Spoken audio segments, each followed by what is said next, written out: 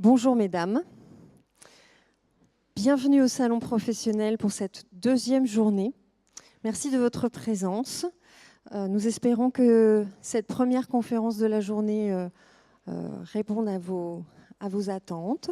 C'est donc la première conférence, les clés de la reconversion, dans laquelle j'ai le plaisir d'accueillir Edwige Moine de l'IDRAC. Merci de venir d'entrer en scène. Olivier Maître de la Maison de la Création CitéLab. Merci. Sylvie Simon d'Envie d'être soi et Mélanie Rocco d'Enedis, accompagnée de, j'ai oublié, de Justine Sardy, voilà, qui va l'accompagner. Cette conférence dure 1 heure. Vous avez donc 4 interventions qui vont se suivre. Et qui correspondent chacune à un des 4 pôles du salon. Vous aurez tout loisir de rencontrer ces personnes sur leur stand à l'issue de la conférence. Merci beaucoup, profitez bien et à tout à l'heure.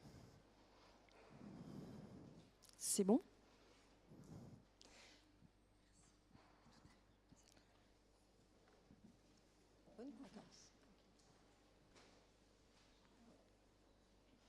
Bonjour à toutes. Donc, je suis Edwige Moine, je suis la directrice du département formation continue du groupe IDRAC. Pour ouvrir cette conférence, le thème choisi a été « Booster votre employabilité ». Alors, d'abord, on va peut-être se donner juste un petit schéma du marché à l'heure actuelle. Le côté pile, j'ai mis une petite photo, on est un peu à la tête à l'envers. Il est bien clair qu'à l'heure actuelle, au niveau donc, de la France, il ne faut pas malheureusement se leurrer.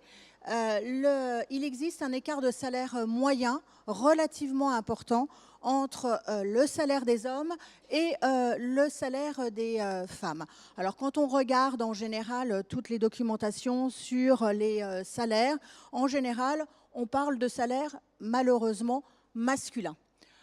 En France, un très grand nombre, et le pourcentage là aussi est beaucoup plus important, de femmes qui sont en temps partiel. Ce temps partiel, ce temps partagé, est en général soit voulu, mais il est quand même très souvent subi. Le corollaire, eh bien, effectivement, les pensions de retraite eh bien, sont nettement inférieures pour les femmes et pour les hommes. On oublie ce côté et on va partir du côté face. Le côté face, eh bien, il faut savoir qu'en France, eh bien, les femmes sont plus diplômées que les hommes. Alors en général, donc statistiques à l'appui, 84% des femmes ont leur baccalauréat, 10%, 10 points de plus que les hommes. On voit encore cette population supérieure féminine au niveau donc de l'après-bac, au niveau des étudiants et du supérieur.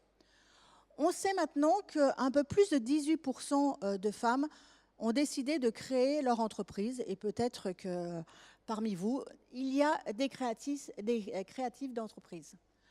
Alors maintenant, il y a un autre élément au contraire positif qui vient, je dirais, en corrélation avec ce qu'on a dit tout à l'heure.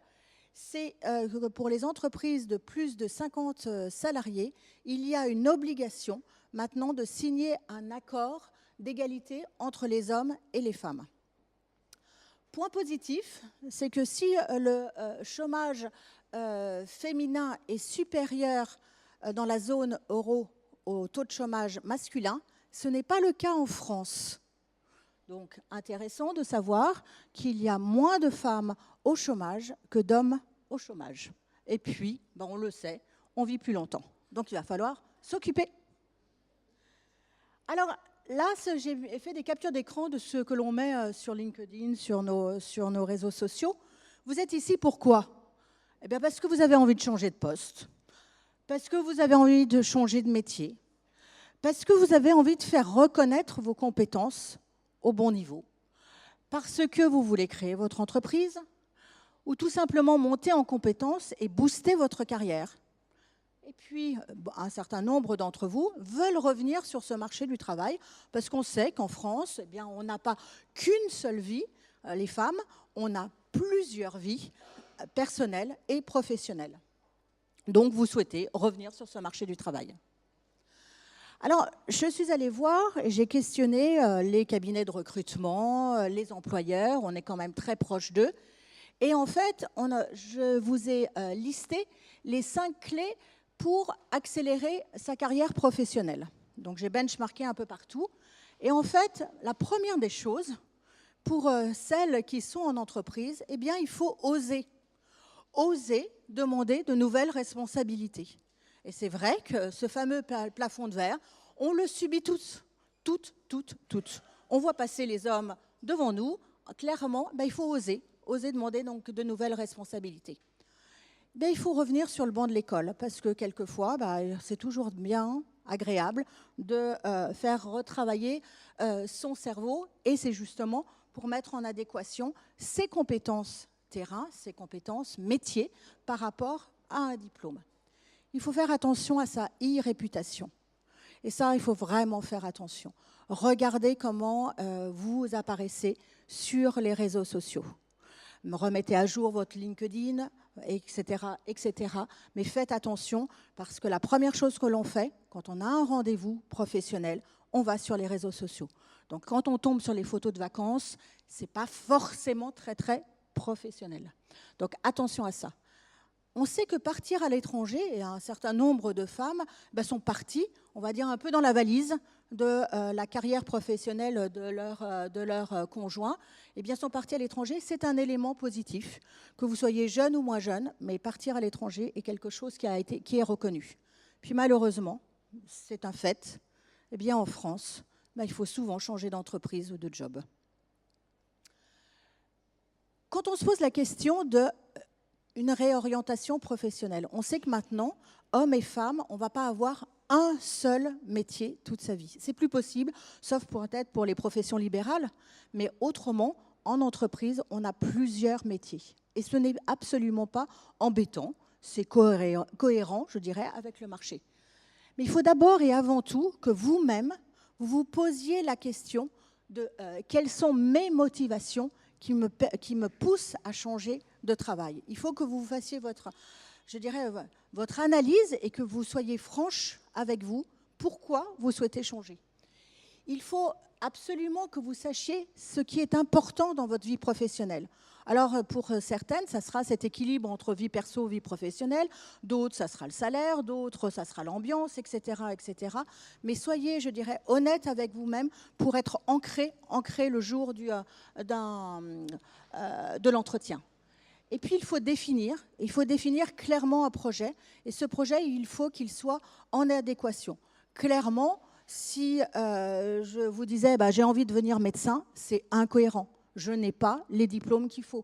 Il y a des domaines qui sont des domaines réservés. Il y a des domaines dont la marche est beaucoup trop importante pour des raisons XY. Donc, il faut absolument que vous déterminiez votre projet de reconversion et que vous vous donniez les moyens. Alors là, il y a un blog que j'ai trouvé assez intéressant, vous pourrez aller le voir. C'est une personne qui anime régulièrement des informations sur les ressources.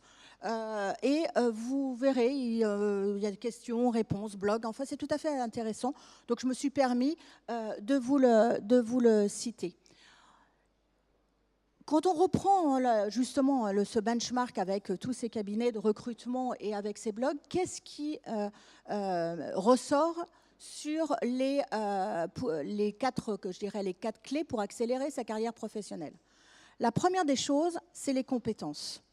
Il est évident que vous devez avoir les compétences, que l'on doit avoir les compétences requises pour le poste. Vos connaissances, nos connaissances du marché, donc c'est important, de l'entreprise. Il faut avoir la formation ou les diplômes adéquats par rapport au poste ou par rapport, je dirais, à votre projet professionnel. Mais avant tout, c'est le point 12 qui est le plus important. Eh bien, il faut que vous ayez la capacité entre votre CV, votre lettre de motivation, mais surtout aussi votre posture, être en phase pour répondre aux besoins de votre interlocuteur, qu'il soit entreprise, créateur d'entreprise, qu'il soit cabinet de recrutement, etc. Donc, il faut que vous ayez l'ensemble de ces points. Donc, effectivement, j'ai mis en avant les 5 premiers, les compétences, les connaissances, la formation et l'expertise. Vous avez une des solutions ici sur le salon, c'est de reprendre des études ou de valider un diplôme. Alors, reprendre des études, ce n'est pas non plus le Graal. Donc, ce qu'il est important de faire, c'est qu'il faut que vous benchmarkiez.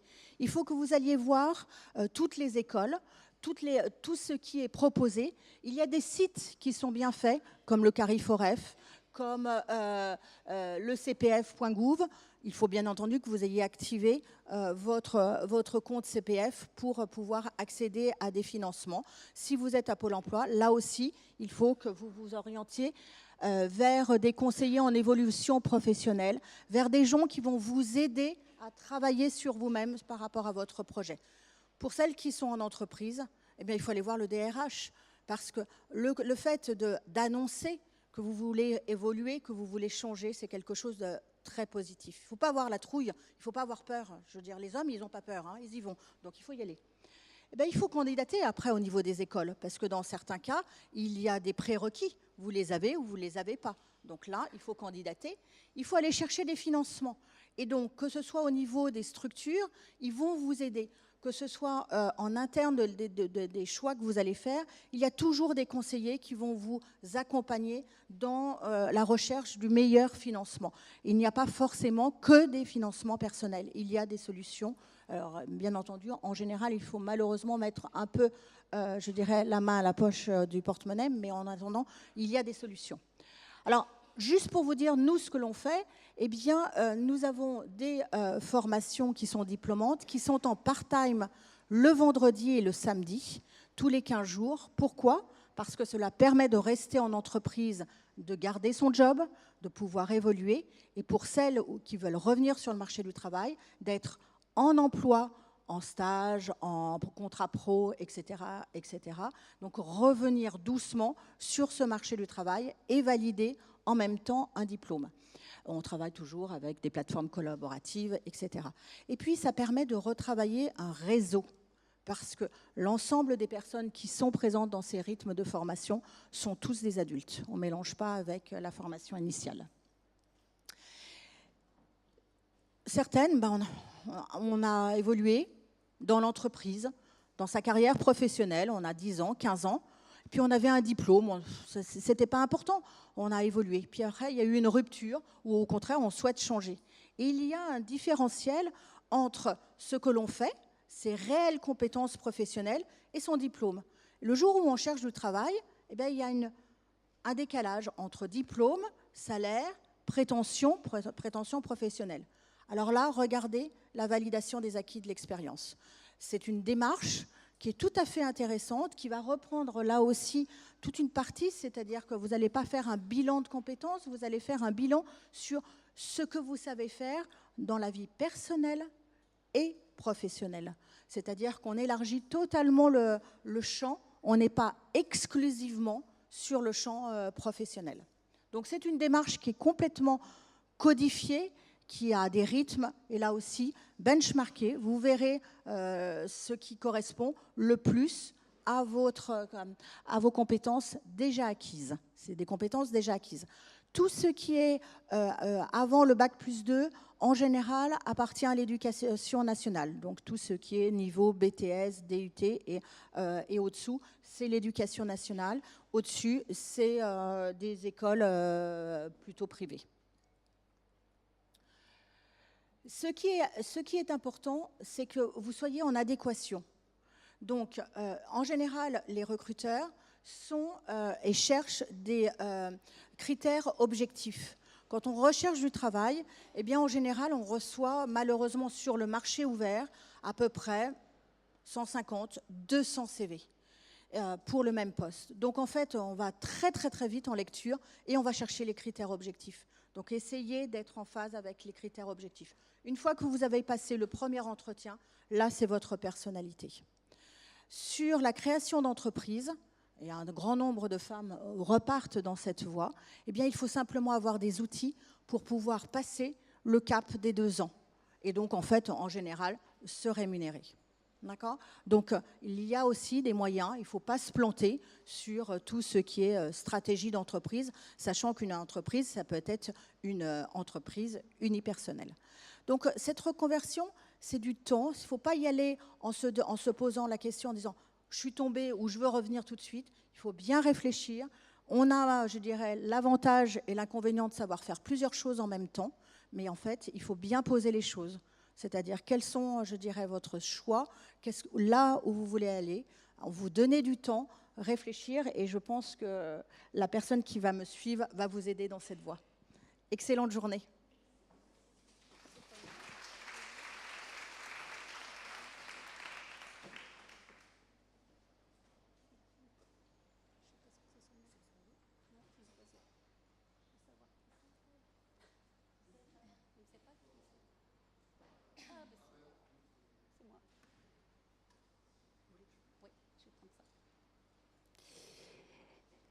Bonjour à toutes. Je suis ravie de voir que vous êtes aussi nombreuses pour voilà, prendre beaucoup d'informations pour préparer un projet, une reconversion. Voilà, j'en reparlerai tout à l'heure, mais la curiosité et l'esprit d'ouverture et de découverte est très important. Je m'appelle Sylvie Simon, j'accompagne les femmes en mal-être, en souffrance au travail et en reconversion professionnelle. En 2010, j'étais en fait à votre place. J'étais salariée pendant plus de 27 ans et voilà, j'avais plus le cœur à l'ouvrage, donc je ne savais pas quoi faire de ma vie, donc j'étais en questionnement. Et en 2012, il y a des choses qui ont commencé à se profiler, des choses qui m'ont interpellée, notamment me mettre au service des autres et accompagner les autres. Je me suis formée, j'ai créé mon entreprise donc en 2012. En 2014, j'ai négocié mon départ de l'entreprise. Et voilà, depuis, je suis une femme indépendante, épanouie. Et je vous souhaite vraiment de pouvoir connaître ça parce que c'est vraiment chouette. Je vais vous parler aujourd'hui de quelque chose qui est pour moi, peut-être pas... si, pour moi, c'est quelque chose vraiment d'essentiel. C'est la notion d'état d'esprit. On a parlé là dans l'intervention qui vient de se passer sur le côté savoir-faire, compétences, connaissances qui sont effectivement indispensables. Mais l'état d'esprit, c'est 80% de la réussite d'un projet. Pas forcément professionnel, mais aussi un projet personnel. D'accord ? Donc c'est là-dessus que je vais intervenir aujourd'hui. Donc 80% de la réussite d'un projet tient à l'état d'esprit, le côté psychologie que vous avez, et entre guillemets 20% seulement dans tout ce qui est stratégie, et dans les stratégies, je veux dire les compétences, le savoir-faire. Et bien entendu, il est hors de question d'opposer les deux, on a vraiment besoin des deux pour réussir. Donc quand je parle d'état d'esprit et de psychologie, je parle de quoi ? Je parle de toutes ces pensées qu'on a en permanence dans la tête, qui peuvent être obsédantes, pénible, stressante, indisposante, joyeuse aussi, mais souvent le négatif prend le pas. Je pense que vous savez de quoi je parle. Et puis la psychologie, c'est aussi parce que ces pensées, elles peuvent générer, elles nous font nous projeter dans des situations qui peuvent générer des peurs, des doutes, des appréhensions, des questionnements. C'est peut-être là-dedans que vous êtes aujourd'hui. Et c'est, on va dire, bien normal. L'idée, il n'est pas de dire qu'on n'a pas à ressentir des choses. On est des êtres humains, on a des émotions. Et les émotions sont un formidable baromètre pour savoir où on en est. Quand on est dans des émotions négatives, c'est qu'on n'est pas tout à fait aligné avec qui on est vraiment. Et qu'on est dans le positif, c'est bon, on peut continuer. Et puis... très important aussi, les croyances limitantes, les croyances qui viennent de l'enfance, du système d'éducation d'une façon générale, de la société, et qui sont en fait des sortes de vérités que les adultes de l'époque, quand on était petit, nous ont donné comme étant pour eux des choses à prendre en compte. Et donc on s'est construit avec ça, on a des sortes de barrières, des choses qu'on doit faire, qu'on ne peut pas faire, qu'il ne faut pas faire. Et puis à un moment donné de sa vie, on s'aperçoit que malheureusement, en ayant appliqué tout ça, on n'est pas heureux, on n'est pas épanoui, et qu'il y a peut-être ses propres croyances à intégrer pour pouvoir suivre son chemin. Alors, effectivement, quand on est dans une phase de mal-être, où on ne se sent plus vraiment bien dans son activité professionnelle, on a deux choix. Le premier, c'est de rien faire, c'est d'attendre que ça passe. Alors, une chose est sûre, c'est que toute situation désagréable, désobligeante, inconfortable ne s'arrangera jamais d'elle-même. Okay, donc, mais vous avez le droit, c'est un choix, effectivement, de rester là. J'imagine que si vous êtes sur ce salon, c'est que vous êtes plutôt dans la deuxième, dans la deuxième case. Et du coup, quand on est dans « ok, je reste là, j'ai peur de changer, je ne sais pas ce qui va m'arriver », on est vraiment dans une posture où on va subir sa vie. D'accord ? Par contre, quand on prend un peu son courage à deux mains, quand on ose de dire de toute façon, je ne peux plus continuer comme ça, je ne me ressens plus, j'ai la boule au ventre chaque fois que je vais au boulot le matin, c'est plus possible, je ne me vois pas faire ça pendant des années. Ce courage, ça va nous donner effectivement de la motivation, on va être obligé de sortir de nos habitudes. Peut-être qu'on va se tromper, mais ça, c'est pas grave. Hein. Je vous rappelle au passage que tout échec est une formidable expérience. Voilà, donc l'idée, c'est d'oser. On en a déjà parlé tout à l'heure. Du coup, c'est chouette qu'on puisse se retrouver aussi là-dessus. Et donc, l'état d'esprit a vraiment une incidence directe sur les résultats, hein, du coup, de ce que vous allez envisager. Donc, on le voit sur le petit schéma, si on part d'en bas, si on a des pensées, hein, si dans votre tête vous dites oula, ça va être difficile, ça va être compliqué, je ne crois pas en moi, de toute façon, je n'ai jamais rien réussi, je loupe tout, c'est sûr que dans votre corps, qu'est-ce qui va se passer au niveau de vos émotions et vos ressentis ? Vous n'allez pas vraiment être au mieux de votre forme, vous allez être dans des doutes, des peurs, vous allez accuser les autres, vous allez être stressé et vous allez écouter cette petite voix, ce mental, hein, qui vous répète en boucle que de toute façon, vous n'y arriverez pas. Forcément, en termes d'action, ça va être compliqué d'avoir l'énergie, la motivation pour se mettre en action. D'accord ? Et il y en a même qui vont peut-être se renfermer sur elles, ruminer, parce qu'il y a forcément des frustrations, parce qu'il y a une partie de nous qui n'est pas contente, effectivement, qu'on soit là-dedans, et sans doute qu'on ne va pas forcément prendre les meilleures décisions pour nous-mêmes. Et puis en termes de résultats, malheureusement, il n'y a pas de miracle. Sans doute que ça ne sera pas la réussite, ou en tout cas quelque chose qui va être très compliqué, qui va demander beaucoup d'énergie, avec des erreurs et pourquoi pas l'échec à la fin. En revanche, quand on a des pensées plutôt, je dirais, positives, hein, on dit, ben voilà, je suis capable, je vais y arriver, j'ai confiance en moi, j'ai jamais fait, mais c'est pas grave. Et puis c'est pas grave si je me trompe, voilà, j'y vais. Déjà, quand vous dites ça, au niveau du corps, là encore, au niveau des émotions et des ressentis, il y a une sorte de chimie corporelle qui va se mettre en route pour vous soutenir, pour vous motiver. Hein. Donc vous allez avoir de l'enthousiasme, de la curiosité, de la joie, vous allez pouvoir trouver la perspicacité qui fait, et en fait vous êtes dans votre cœur. Hein. Tout à l'heure on était dans le mental, et on a vu que le mental il nous tirait vers le bas, et le cœur il va vous tirer vers le haut. D'accord ? Et le cœur, il faut s'écouter. D'accord ? Quand on est en lien comme ça avec son corps et ses belles émotions, bah forcément, on a de l'énergie, de la motivation, et on va s'ouvrir à toutes les opportunités. En tout cas, on va avoir cette ouverture d'esprit qui va permettre éventuellement de pouvoir avoir pas mal d'opportunités. Et la résultante logique de tout ça, c'est qu'on va avancer, on va être dans quelque chose qui va être relativement fluide, voire très fluide, et qu'on va être plutôt sur de la réussite et du succès. Donc, vous avez compris, les pensées, les peurs, les croyances limitantes, le stress, tout ça, c'est les ennemis numéro 1 de votre changement. Et moi, ce que je vous dis, c'est bien de faire le tri des fois. Donc, pour faire le tri, ce n'est pas toujours facile de le faire tout seul. Donc, je vous encourage à vous faire accompagner par des coachs, des thérapeutes. Ça va vous faire gagner énormément de temps.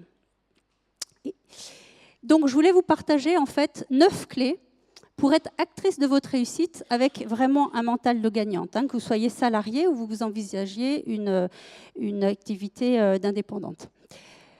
Le premier, donc, c'est de vous faire conseiller par des personnes qui sont passées par là et qui ont réussi. Ça va vous permettre de gagner beaucoup de temps. Ça va vous permettre de prendre du recul, d'avoir des réponses rapides à des questions qui vous paraissent insurmontables. Ça va vous permettre de gagner en assurance.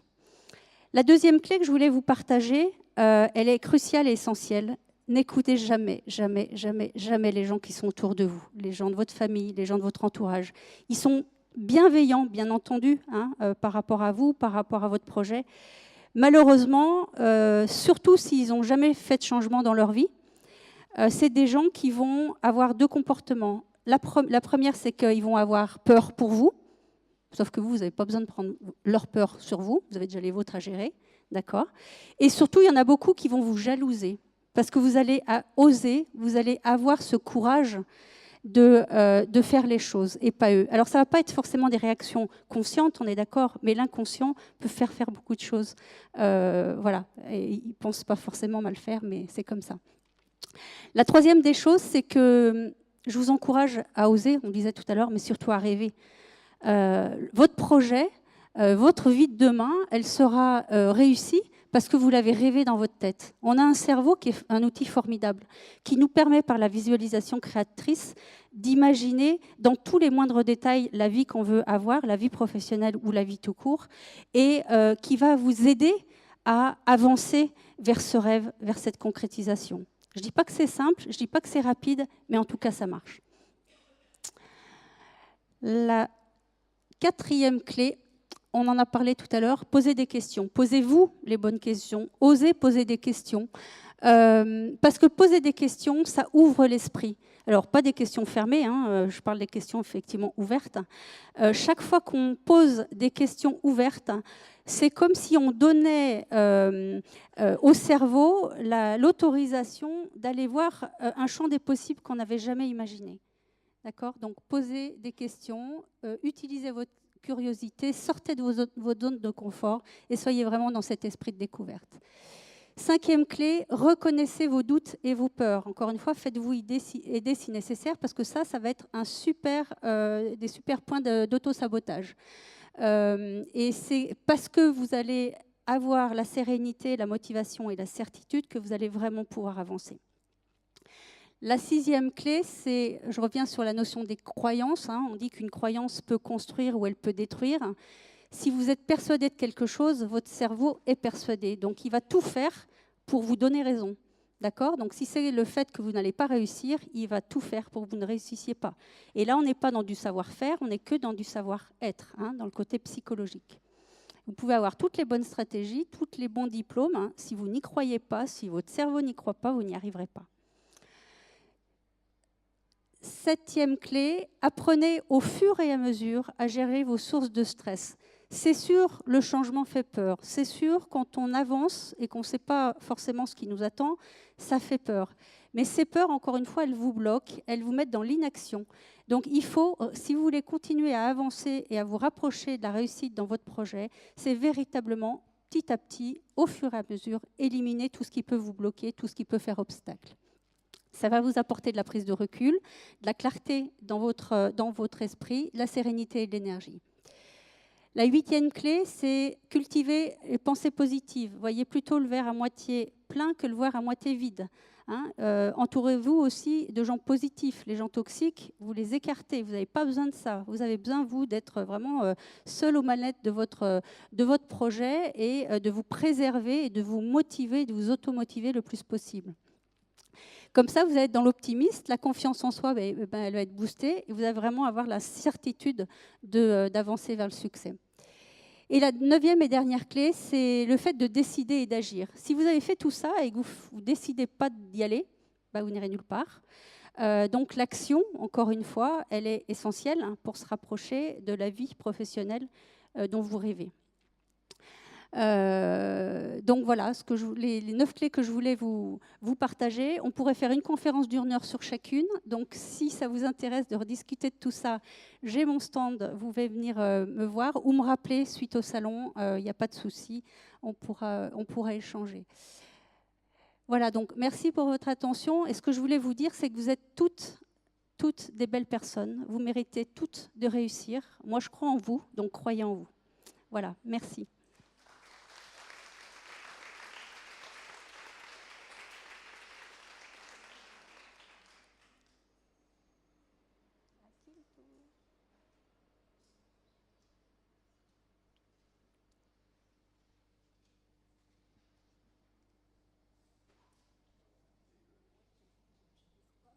C'est moi ? Mince. Poser un métier technique. Merci. Donc bonjour à tous, je suis Mélanie Rocco de l'entreprise Enedis et je suis en charge du recrutement et de l'alternance.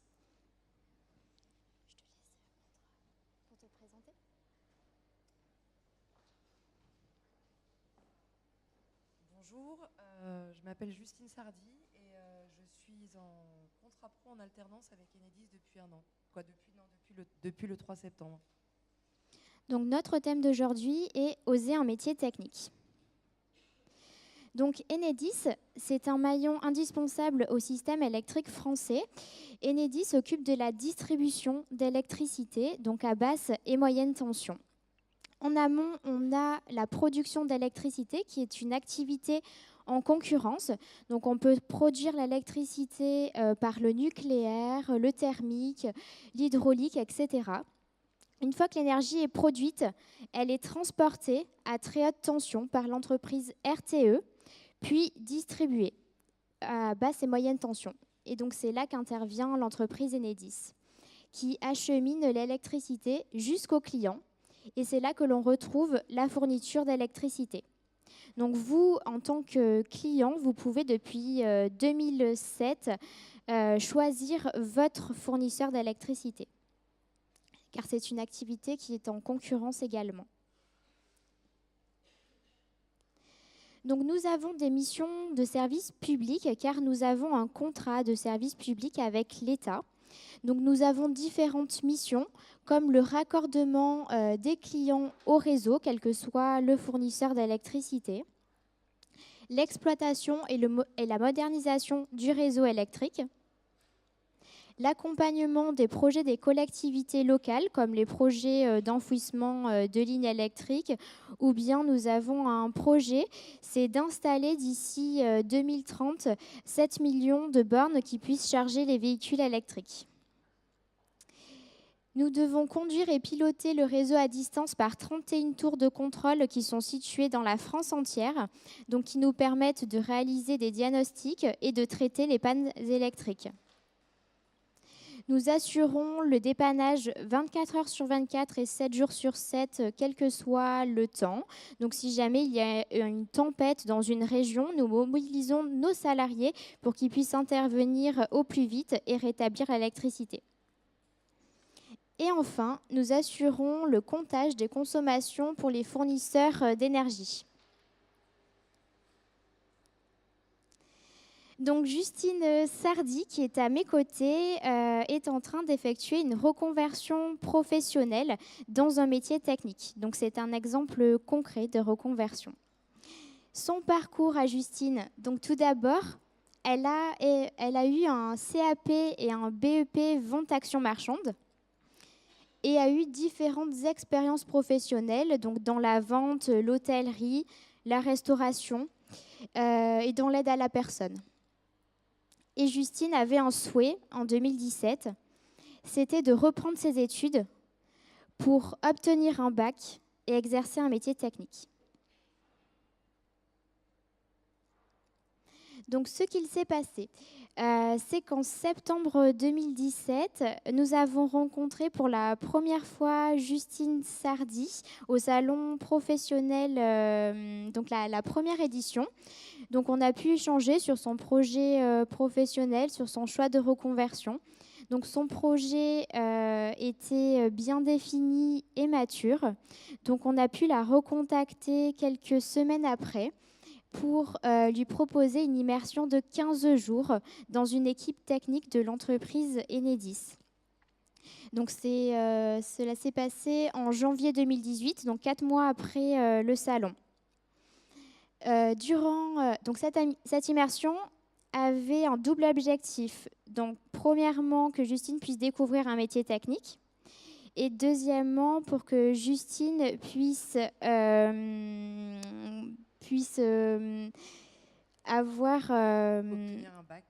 obtenir un bac, oui, bien sûr, et confirmer son choix d'orientation. Et donc, suite à cette immersion-là, il y a une validation de la part de Justine et de l'entreprise Enedis de continuer sur une reconversion professionnelle. Donc, en juillet et en août 2018, Justine a pu faire une remise à niveau scolaire pour apprendre les bases en électrotechnique, pour qu'en septembre 2018, donc il y a quelques jours, Justine a pu faire sa rentrée en bac professionnel MELEC, donc métier de l'électricité de ces environnements connectés. Donc ça va être une formation en 2 ans où Justine va pouvoir avoir des périodes à l'école et des périodes en entreprise. Donc les périodes à l'école pour qu'elle puisse apprendre les bases, la théorie, et les périodes en entreprise pour qu'elle puisse mettre en pratique ce qu'elle a appris à l'école. Justine, je vais vous poser quelques questions pour que ça soit plus concret et compréhensible pour tout le monde. Donc Justine, quel était votre objectif et vos motivations lors de votre venue au salon professionnel en 2017 ? Alors, je suis venue au salon en fait pour rencontrer des professionnels en direct, pour changer d'envoyer des CV par mail et où on n'a pas souvent de réponse. J'ai rencontré plusieurs professionnels et c'est vrai que par contre c'est avec Enedis avec qui ça a fonctionné le mieux et de là où on est parti sur le projet. D'accord. Et pourquoi avoir choisi de vous reconvertir dans un métier technique ? Alors,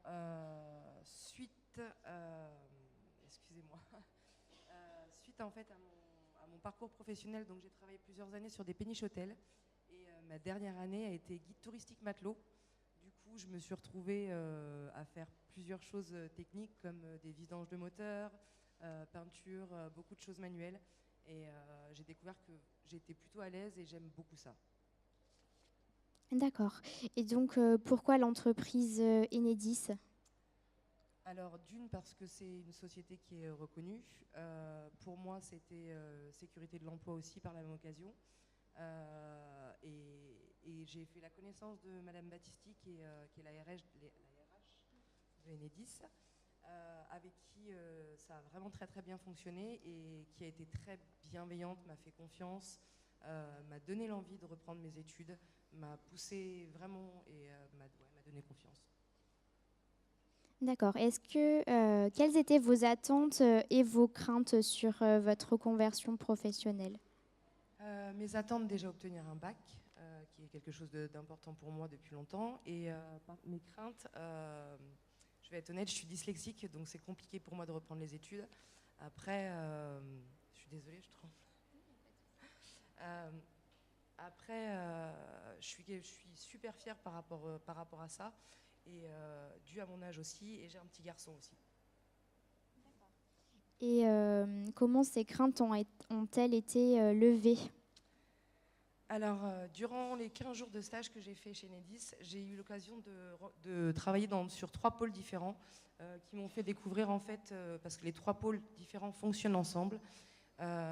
Durant ces 15 jours, j'ai fait 3 jours sur chaque pôle et à chaque fois, j'ai rencontré des techniciens de tous les services différents avec qui ça s'est très bien passé, beaucoup de bienveillance tout le temps. Et par la même occasion, j'ai rencontré une jeune femme qui a fait une reconversion professionnelle aussi chez Enedis, qui elle est en terminale cette année en bac pro MELEC et qui m'a apporté beaucoup d'informations sur l'école, comment ça fonctionnait.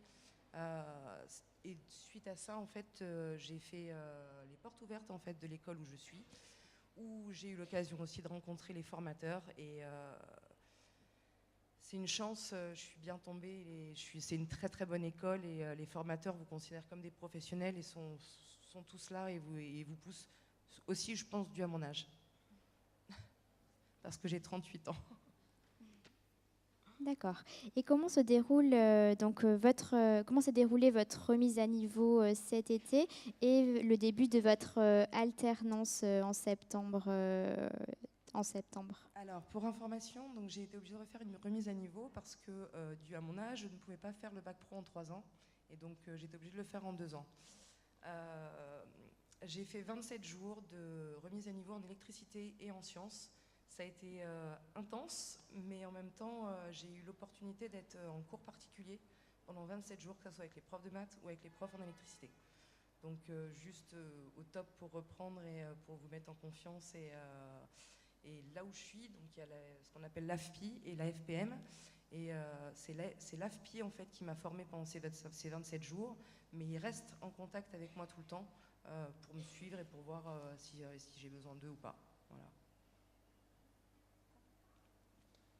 Merci pour votre attention. Notre thème se termine. Merci. Alors par contre, je voulais juste dire que j'étais fière et que c'est bien d'oser un métier technique.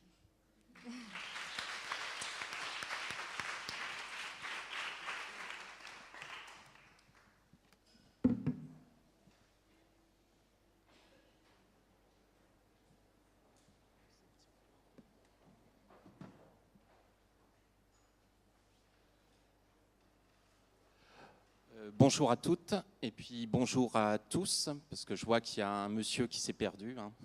Il est comme moi, un petit peu dans la salle, venu un peu par hasard. Voilà, donc je vais rapidement me présenter. Je m'appelle Olivier Maître, je travaille actuellement à la Maison Lyon pour l'Emploi et j'anime un dispositif qui s'appelle le dispositif CitéLab, qui est un dispositif d'accompagnement à la création d'entreprises. Donc on va voir effectivement que la création d'entreprise est une autre alternative dans le cadre d'un projet de reconversion professionnelle. Mais tout d'abord, je vais effectivement me présenter un petit peu mon parcours parce que, comme vous, j'ai été effectivement confronté à cette problématique en fait, de reconversion professionnelle. J'ai travaillé moi pendant 10 ans en fait, dans le secteur bancaire, dans une grande banque sur Paris. J'ai travaillé en tant que consultant donc, dans le secteur informatique, dans l'organisation, dans l'assistance à maîtrise d'ouvrage. Et au bout en fait, de 10 ans, je me suis dit, j'ai fait le passage à l'euro, j'ai fait le passage à l'an 2000, etc. Et j'avais besoin, je dirais, de trouver du sens en fait, par rapport à mon métier, par rapport à ce que je souhaitais faire. Donc là, j'ai eu la chance quelque part de pouvoir partir dans le cadre en fait, d'un licenciement économique, et puis venue justement la possibilité donc, de bénéficier, je dirais, d'une cellule de reclassement. Donc là, on commence généralement par un bilan de compétences qui permet, si vous voulez, de faire le point effectivement sur ses compétences, sur ses savoir-faire, sur son savoir-être. Et là, quelqu'un m'a dit, éventuellement, vous pourriez rebondir éventuellement sur une problématique de ressources humaines. Et là, comme je ne savais pas trop quoi faire effectivement par rapport à ce bilan de compétences, j'ai essayé de conseiller des amis justement qui voulaient créer leur entreprise. Et là, j'ai commencé à me constituer, je dirais, du réseau d'intervenants. C'était dans le secteur de Lyon, c'était dans le tourisme, et j'ai rencontré des professionnels de la création d'entreprise. Donc quelque part, je suis passé effectivement par ces logiques un petit peu ce qu'on appelle d'enquête métier, ces rencontres un petit peu professionnelles, ces phases d'immersion. Et ça, j'attire toute vos attentions sur, effectivement, ces premiers éléments pour travailler sur un projet de création d'activité. C'est de pouvoir rencontrer des professionnels, rencontrer des personnes qui seront dans le même secteur d'activité que vous, et puis vous immerger, de faire des stages. Donc j'ai commencé comme ça, et ensuite, j'ai fait une formation, parce qu'il fallait que je me spécialise en conseiller en création d'entreprise. Puis est venu ensuite les stages classiques. J'ai intégré en fait une boutique de gestion en fait, derrière et j'ai commencé par un poste de salarié. Et par la suite, c'est le marché qui m'a imposé d'une certaine façon de créer mon activité et de devenir consultant, formateur indépendant pour pouvoir obtenir des marchés, par exemple, auprès du Pôle emploi ou de la région. Et c'est comme ça que je suis arrivé à la création d'entreprise. Donc on va revenir un petit peu sur ces notions-là. C'était juste pour vous illustrer un petit peu le processus de l'accompagnement à la création d'activités. Alors, qu'est-ce que c'est que CitéLab ? Donc, CitéLab, on est un dispositif d'accompagnement à la création d'entreprises. On intervient essentiellement dans les quartiers prioritaires politiques de la ville. On intervient sur le 3e, sur le 6e et sur le 7e arrondissement de Lyon. Et vous avez d'autres consultants CitéLab qui sont présents aussi sur toute la région lyonnaise.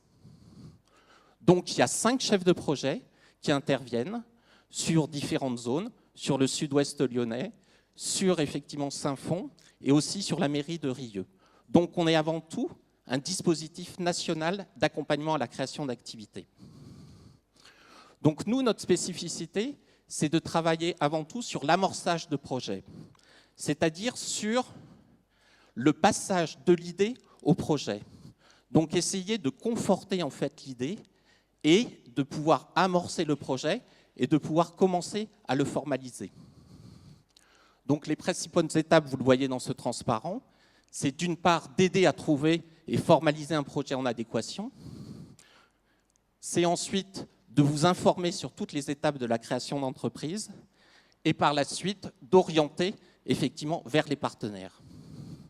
Comme nous, on intervient sur cette phase d'amorçage, on ne va pas vous suivre sur la totalité de votre projet, on amorce le projet et ensuite on vous oriente vers des spécialistes sur des problématiques financières, sur des problèmes juridiques ou de tests d'activité. Alors, ce qui est important, si vous voulez, sur cette phase de clarification d'activité, c'est ce que j'ai voulu illustrer au travers de mon exemple, c'est d'essayer de répondre à des questions qui sont importantes. La première, c'est de savoir quels sont mes objectifs personnels, quels sont mes objectifs professionnels. Face à ces objectifs, qu'est-ce que je vais pouvoir mettre en face en termes de compétences, de savoir-faire et de savoir-être. Ensuite, d'identifier les contraintes de votre projet et de pouvoir justement décliner les étapes par la suite. Donc par rapport à ça, ce qui est important, c'est qu'on va utiliser un certain nombre d'outils. Les premiers outils sont avant tout, ce que j'ai dit, les enquêtes, les rencontres métiers, ces stages, ces immersions qui vont vous permettre de conforter votre projet d'activité. Des ateliers qui peuvent exister chez différents types de partenaires pour travailler sur la formalisation en fait, de vos idées. Et par la suite, vous avez toute une série de documentations réglementaires qui existent auprès de la CCI ou de l'Agence France Entrepreneur. Ce que j'aime bien, c'est citer un exemple typiquement où il y a des personnes qui viennent me voir en disant, on va prendre l'exemple de l'informaticien qui a fait comme moi 10 ans d'informatique et qui veut ouvrir sa boulangerie. Là, il est très loin en fait, de son projet de création d'entreprise. Et c'est là où tout ce parcours en fait, va avoir du sens pour lui. Il va rencontrer des boulangers, il va rencontrer des pâtissiers, il va s'informer sur le métier. Après, on le conseille fortement de passer 15 jours dans une boulangerie pour être sûr qu'il n'y a pas de différence entre la réalité du métier et ce qu'il représente. Et puis, par la suite, il sera obligé pour le coup, parce qu'on sera dans une activité réglementée, de faire un CAP en pâtisserie. Après, généralement, on le conseille de rentrer dans une logique de salariat à minimum pour 1 ou 2 ans, puis ensuite, il pourra créer sa propre activité. Donc, vous voyez, au niveau des différentes étapes, il y a cette phase d'amorçage. Ensuite, il y a une deuxième phase où vous aurez d'autres interlocuteurs qui vont travailler sur la cohérence du projet et ensuite sur les problématiques de financement et sur les aspects juridiques. Alors, si vous aviez à retenir juste une chose aujourd'hui par rapport à la création d'entreprise, c'est de pouvoir vous faire accompagner. Sur Lyon, vous avez vraiment de la chance, il y a énormément d'acteurs qui sont là pour vous accompagner. Et notamment au niveau de l'idée, ce qu'on appelle la phase d'idéation, de vous aider. Vous avez différentes structures ou associations qui peuvent vous aider à formuler ces idées au travers d'ateliers, ce qu'on appelle d'intelligence collective généralement. Donc, par exemple, pour citer celui de Pôle emploi, pour les demandeurs d'emploi, il y a un dispositif qui s'appelle Active Créa. Après, chaque dispositif, si vous le souhaitez, en fait, il y a des critères d'éligibilité, ceux qui sont réservés à des jeunes, des moins jeunes, à des projets innovants, moins innovants, etc.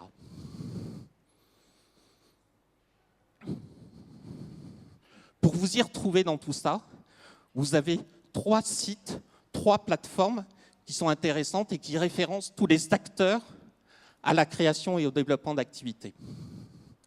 Donc vous avez celui de la région, Je crée en région Rhône-Alpes, celui de la métropole qui vient de se mettre en place qui s'appelle LIVE, et vous avez pour les jeunes Kangae. Et sinon, pour les projets à forte connotation technique, vous avez effectivement celui de Lyon French Tech. Ce qui est important dans tous ces réseaux-là, c'est que l'ensemble des référents création d'entreprise sont référencés et vous avez possibilité, effectivement, d'identifier toutes les manifestations, d'identifier toutes les prestations qu'ils peuvent vous proposer. Et surtout, éventuellement, de communiquer avec ces acteurs qui pourraient répondre à vos questions, surtout dans le cadre de la plateforme Live, où il y a un système de messagerie, etc., en direct. Simplement pour finir, au-delà, je dirais, de mon expérience personnelle, je voulais vous citer un exemple d'une personne que je suis, qui s'appelle Michel. Elle est d'origine brésilienne. Ça fait 2 ans qu'elle arrive, en fait, elle vient d'arriver il y a 2 ans en, fait, en France. On a travaillé énormément sur la problématique de la confiance en soi. On a travaillé énormément parce qu'il y avait des problèmes effectivement de langue française. Donc il y a eu tout un travail en amont de confiance en soi pour se dire « oui, je suis capable de créer ». Elle avait une formation dans la communication et en final, elle a créé une activité sur un projet purement alimentaire. Et là, actuellement, elle a pu intégrer en fait un incubateur qui s'appelle Isara pour essayer de rentrer justement dans une phase d'industrialisation. Voilà. Je vous remercie. Je suis disponible pour répondre à toutes vos questions par rapport à la création d'activités sur le stand de la Maison Lyon pour l'Emploi. Merci à vous. Bonne journée.